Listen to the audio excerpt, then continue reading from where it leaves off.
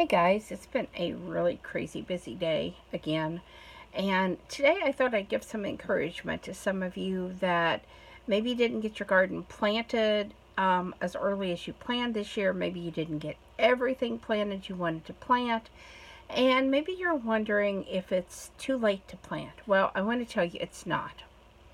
I am in Indiana, USDA Zone 5 or 6, depending on which one of the USDA hardiness maps that you believe, the old one or the new one.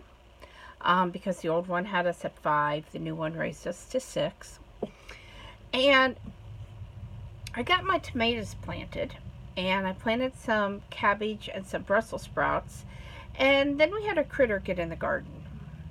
And I got really discouraged because the critter really destroyed my plants. And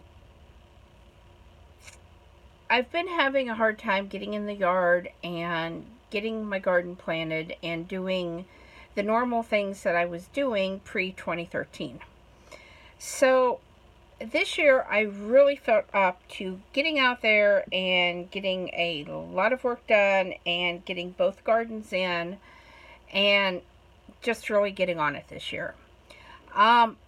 Unfortunately, the tiller decided not to work, so we only got the small garden tilled, which we could do by hand. And then, like I said, when I planted and did all that work and went out to find things destroyed, I kind of gave up.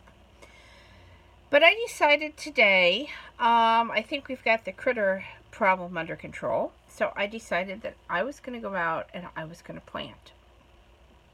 I planted corn. I actually have a whole nother week that I could have planted corn. Now, it can't be a long season corn. The one that I chose is actually a 77-day corn. So I'm probably really pushing that here. But we had decided that the weather has been so funky and frost has been later than usual.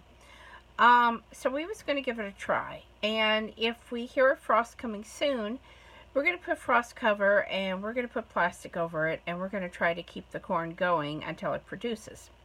So we'll see what happens. I didn't plant a lot. It's just a small test plot. So, I'm kind of anxious to see how this is going to turn out. I also planted some peppers that I had started, and they were actually in my greenhouse.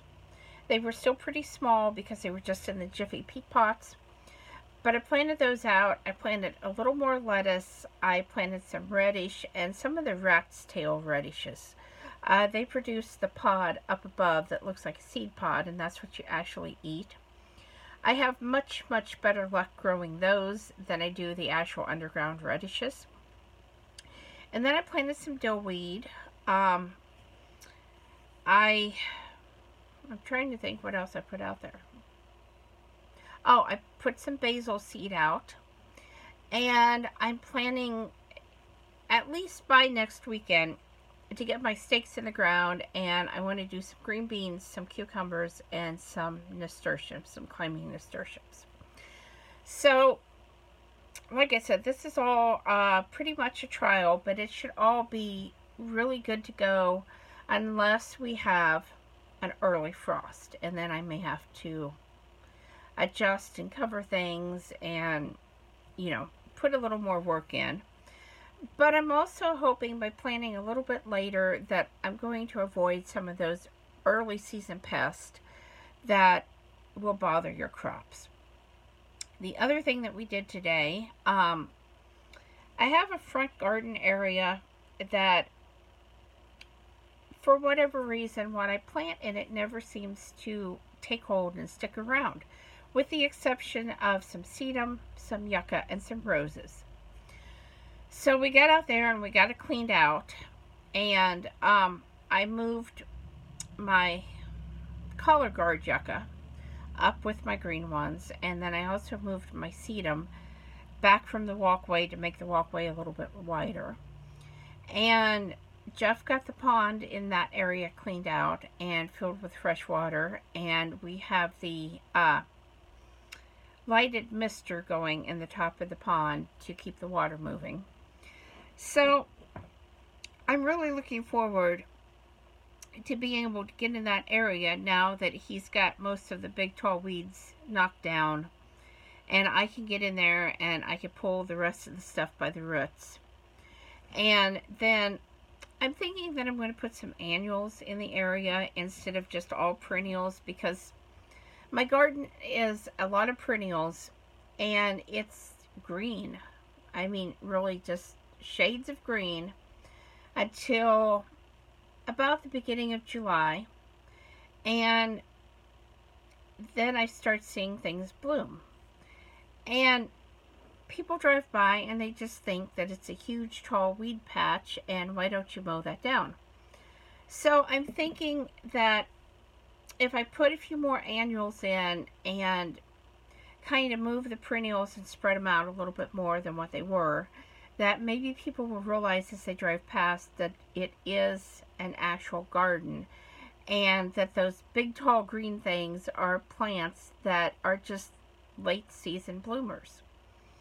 I really did focus on the late season plants, and part of that was because I was planting for the beneficials, the butterflies, the hummingbirds, and a lot of those, I mean, I have some early season for them, but I just don't really have a lot of early spring blooming perennials.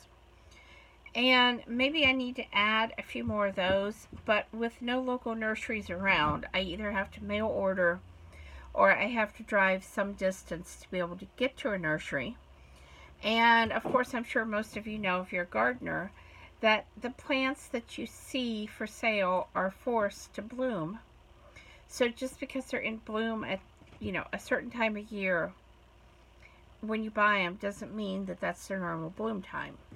So, maybe a little more research on my part too.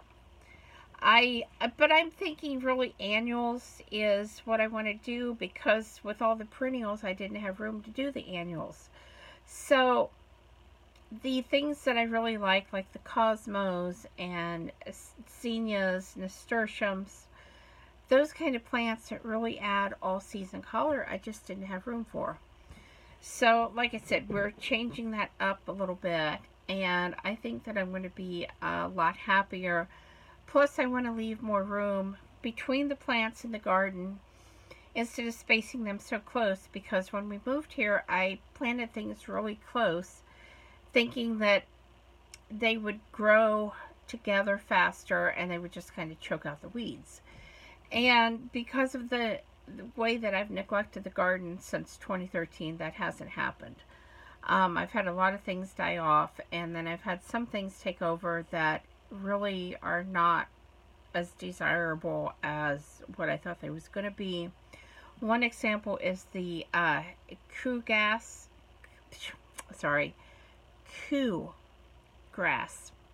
that I got, and the package looked really pretty. It is really pretty when it's in bloom. The problem is, as soon as it's out of bloom, the seeds drop and it just spreads absolutely every place. And of course, it's a grass, so it just wants to take over. And so some of that has been getting dug out and gotten rid of because there's just too much of it. And then what I leave, I'm going to make sure that as soon as it's done blooming, that I cut it back and I don't let it go to seed, because I don't want it to keep spreading. And that's one of the big ones that I've really had problems with.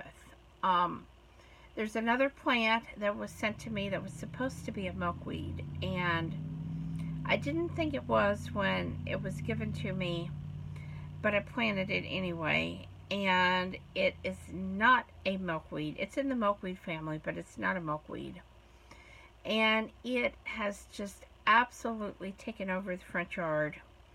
And it has to come out by the roots because it's not a desirable plant, and it's actually toxic to livestock. So I don't even want that on the property. And this is one of the issues if you go to plant swaps, or people give you plants out of their garden, they're going to give you things that spread. And if you're not 100% sure what it is, then I really encourage you, put it in a pot until you find out, or just don't accept it. I know I don't do plant swaps anymore because people were so sure, and I had my doubts, but I trusted them, and it created a real mess in my garden. So anyway, I did want to say, if you still want to plant some vegetables, there is still plenty of time. You know, get out in your garden and get it done. Get yourself some frost cover, just in case. And it's always a good idea to keep a roll of 6mm plastic on hand, because that will work as well to keep the frost off of your plants and give them a little extra warmth if they need it.